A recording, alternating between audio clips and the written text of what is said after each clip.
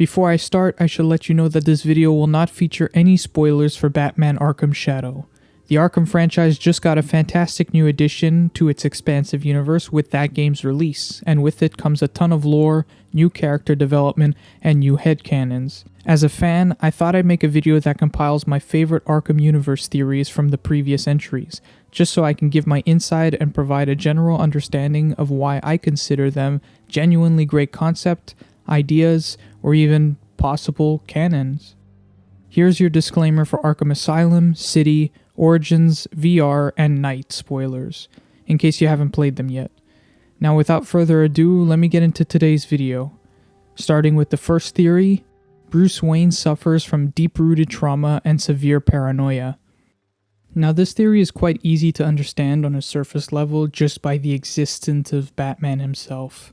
But when diving a little deeper as to why this theory is so popular, it kind of recontextualizes his character and provides a unique and tragic new way of looking at the franchise. This theory begins with the death of the Waynes and how the moment likely would have left an 8-year-old Bruce Wayne with some serious trauma. Trauma that would have 100% played a major role in the trajectory of his life moving forward. Bruce Wayne becomes Batman due to not wanting to feel powerless if ever faced with such a terrible act of violence again. And also because that powerlessness is the source of what was at the time his greatest fear. Essentially, Bruce's fears manifest into his paranoia. The willingness to sacrifice his body and save the people of Gotham comes from the cost of feeling obliged to.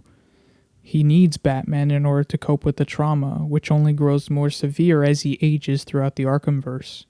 The early signs of this likely being true are evident via the lengths he goes to in order to become ready to be Gotham's crime-fighting vigilante. He essentially drops all responsibilities to travel the world and learn every martial art practice possible, as well as every other form of physical and mental preparation that you can imagine. Yet, when he returns to Gotham and finally becomes the Batman, the paranoia never wavers. He goes out into the night, every night, because he can't let go of what happened to him the night his parents died. He's addicted to the lifestyle, addicted to sacrificing his own well-being for the sake of others. He's a hero by choice, but also out of necessity, because without Batman, Bruce is just a scared young boy with an emptiness in his chest where his heart used to be. The night his parents died, it haunts him for the rest of his life, and the paranoia that comes with the fear of helplessness fuels his cause to be Gotham's savior. Everything so far sounds pretty straightforward and obvious, right? Well, bringing up this theory is essential towards understanding my next point, or my next theory, which is that the Joker disease is a lie. The Joker never held control over Bruce's mind. You see, in Batman Arkham City, Batman gets captured by the Joker, who is slowly dying due to being sick by the venom poisoning from the events of Arkham Asylum. Once incapacitated, the Joker forces Batman to undergo a blood transfusion, which in turn poisons Batman with the same disease as the Joker, and by the end of the game, Batman manufactures a cure.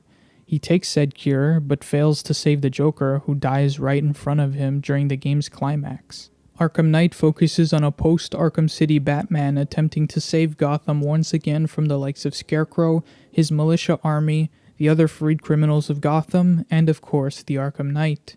But along the journey we learn that the cure Batman took didn't fully work the way it was meant to. Instead, Bruce's mental stability slowly starts slipping from sanity, and with the countless times he's exposed to Scarecrow's fear toxin, he finds himself slowly turning into the Joker.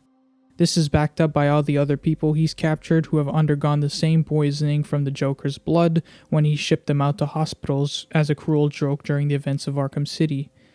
But what if I told you that Batman himself was not affected by this disease? What if I told you that the times he ingested Scarecrow's fear toxin actually just made him paranoid that his greatest fear was coming to light? The fear that a small part of him wants to indulge in his no-kill rule, wants to indulge in the Joker's chaos and return to his vengeance roots over his justice crusade. Scarecrow's toxin only amplifies this biggest fear, which we learn about post-Joker's death, how he's afraid of losing sight of his moral compass and metaphorically becoming the Joker. Yes, he does hallucinate the Joker to a dangerously conscious degree, but It's possible that his hallucinations are due to his increased paranoid tendencies rather than this supposed disease. Batman isn't really infected with some Joker blood disease, he's just paranoid that he might be. And that paranoia only grows the longer the night goes on, the less rest he's allowed to have, and due to the constant fear toxin he's being exposed to. But I know what you're thinking. How could that be possible when we physically see him affected? Even others in the game comment on the difference in attitude and the change in his eye color. There are also other people who are definitely, without a shred of doubt, infected with Joker's blood, meaning the likelihood that Batman is too is extremely possible. Surely this means the theory is incorrect, right? Well, yes and no.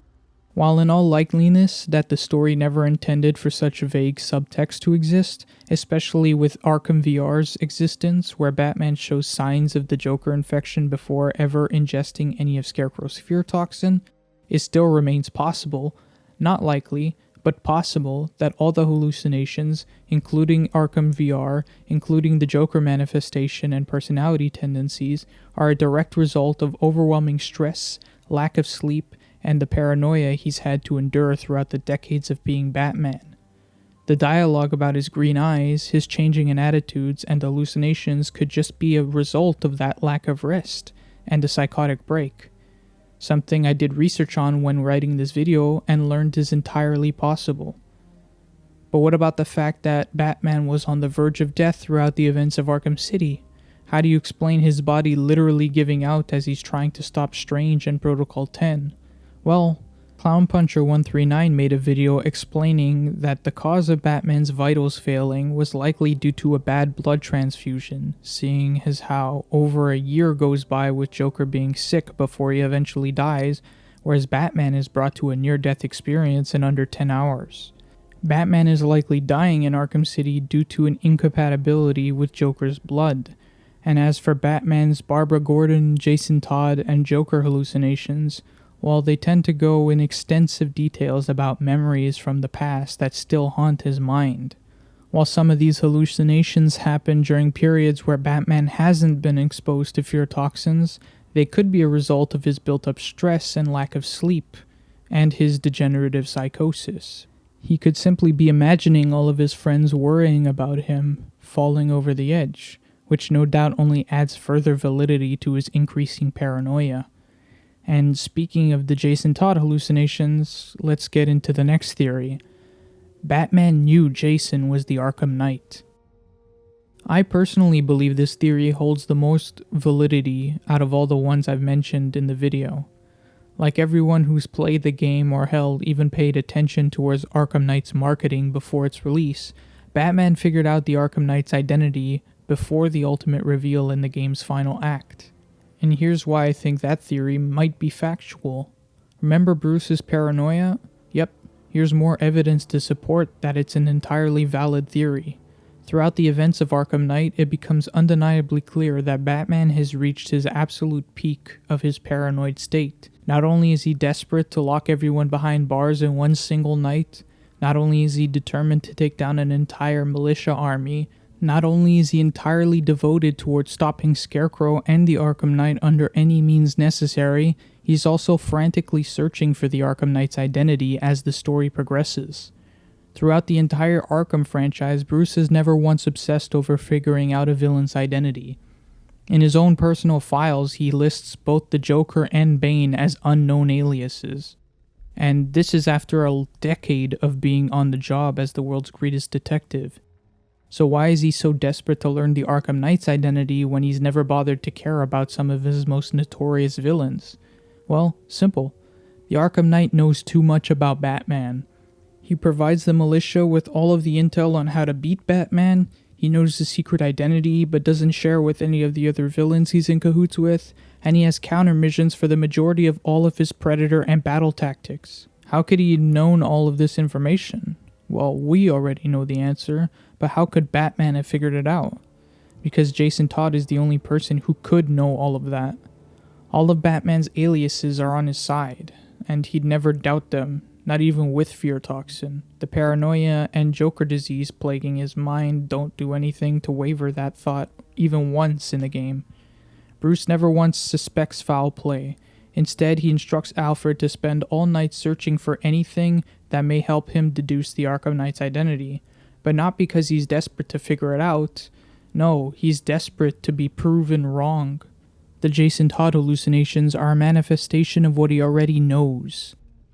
Him reliving the tape Joker sent him of Jason's torture and eventual death is not the Joker playing tricks on his mind, nor is it Joker forcing him to relive his greatest failure. It's just his paranoia working overtime to try and figure out how this fact could be possible. He knows Jason is the Arkham Knight, but simply doesn't want to believe it. That's why he remembers Jason's torture.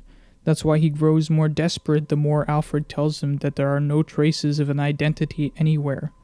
The only question is, when does he actually figure it out? My theory is that it clicks for him when the Arkham Knight kidnaps Oracle at the Watchtower. Jason is probably the only person outside of Batman's most trusted allies who know such a location exists, and with plenty of time to think between her capture and her supposed death, I believe their interaction in the Miyagani tunnels might have put the thought in his head. The Arkham Knight swoops in, knows exactly how to talk to Bruce and play into his paranoia, and then tells Batman that Barbara is still alive in his custody and that he's going to take better care of her than he ever could. The audio file unlocked at the end of the game also confirms Jason revealed himself to Barbara when she was captured, implying that they had a close relationship, which further adds evidence to Batman suspecting the Arkham Knight's identity in the tunnels.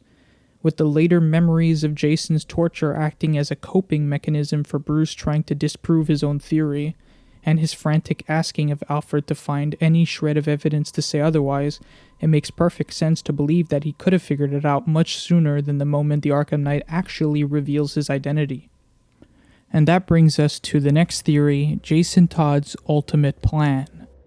With all of that up for interpretation, here's a little bit more to think about in regards to what Jason was planning when becoming the Arkham Knight, and eventually when becoming Red Hood. By the end of Arkham Knight, after being defeated and psychologically compromised, Jason abandons his vendetta against Batman and instead embraces a new vigilante identity, that being the Red Hood. But what if that identity was planned before his defeat? That's what this theory suggests, which is backed up by a hidden Red Hood symbol in the game during a period in the story where Jason is still the Arkham Knight. Want to be convinced more? How about the fact that his Arkham Knight mask is just a faceplate over the already existing color-tailored Red Hood mask? Still not enough? Well, let's speculate further. What exactly is Jason's plan? Why would he team up with a bunch of supervillains to act out this master plan? Why wouldn't he just kill Batman? Or why would he want to? Those answers are a little bit simple.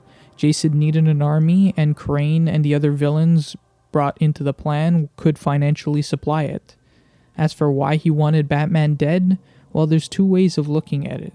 The first is that Jason didn't actually want Batman dead, and that he just went along with Scarecrow's plan to keep Batman busy while he had an easier time gathering up the major villains and taking care of them himself. And the other theory is that he did want to kill Batman for abandoning him and torturing him and eventually having him replaced as Robin, but needed him tired and weak in order to get the job done. After all, Jason is portrayed as an arrogant and short-tempered young man. Even with all of his training, which was supplied by Batman himself, mind you, he knew he needed to bring down Bruce's morale and exhaust him if he ever wanted to stand a chance against his former mentor. And what does that mean for his master plan? Well, I believe that his vendetta against Bruce, combined with the fact that he already had his Red Hood identity figured out before his defeat, would have likely involved Jason taking over as Bruce's replacement for Gotham's protector, once Batman was either killed or retired. I believe Jason's ultimate plan was to round up the trust of Bruce's most heinous rogues so that he can kill them off much easier once there was no more Batman to stand in his way. His purpose could have been for selfish reasons, or it could have just been to prove to Bruce that he can deal with the criminals better than Batman ever could, that he could be a more effective vigilante.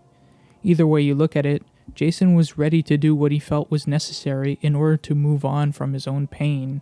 He was ready to dish it back out to whoever stood in his way. and all in the name of being Gotham's next savior. And that brings us to the last theory, which is Batman gave Joker purpose. Arkham Origins acts as our entry point into the sick and twisted relationship between Batman and the Joker. But what if I told you that said relationship almost didn't happen, and that it certainly wasn't intentional on either of their parts?